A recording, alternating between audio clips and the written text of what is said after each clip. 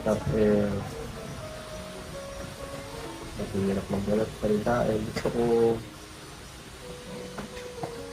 ko ano eh, ikaw rin mismo mag ano kung disidido ka mag ano. Kung nahihirapan ka talaga mag ano, no? Sa tuition fee lang ano, kaya ano kita, kung matatakot ka dahil ano, sa yun nga. Pwede kita ano, halimbawa, lipat na lang tayo.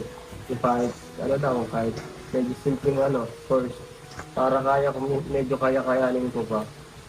Kasi kung minsan talaga, iba talaga yung ano eh, yung gastos ng course mo din eh. Kaya, yeah, hindi po ganun kalaki yung tulong na naano sa kanya.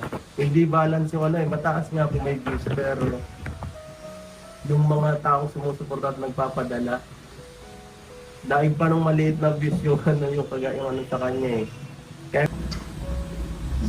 hindi ako papayag ka dahil siyempre sa akin na naawa rin naman ako sa'yo. Saka siyempre malaking tulong ka na rin sa channel kung hindi ko pwedeng pabayaan.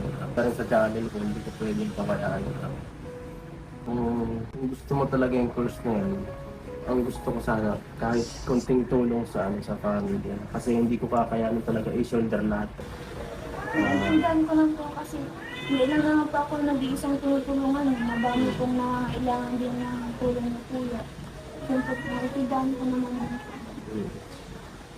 po. Pero kung ano, kung payag ka na ano, susunod na sa na year, magiging ka nga lang ano, irregular, no?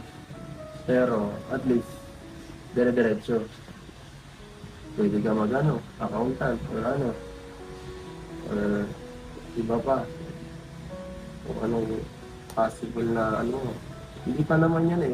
Pwede pa naman pagkatapos mo ng, pag nag-graduate ka, pwede ka pa naman mag ano eh,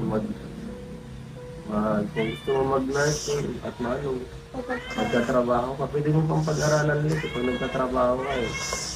Pero sa akin, hindi talaga kaya ng ating budget eh.